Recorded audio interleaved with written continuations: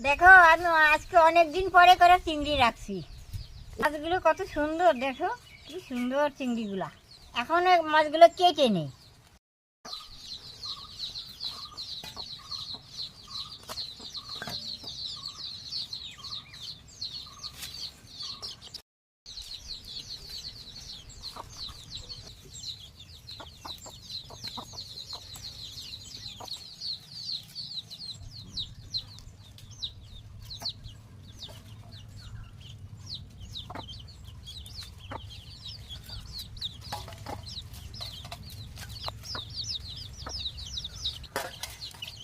দেখো অবস্থা, এটার জন্যই মাছগুলো ধুতে পারছি না।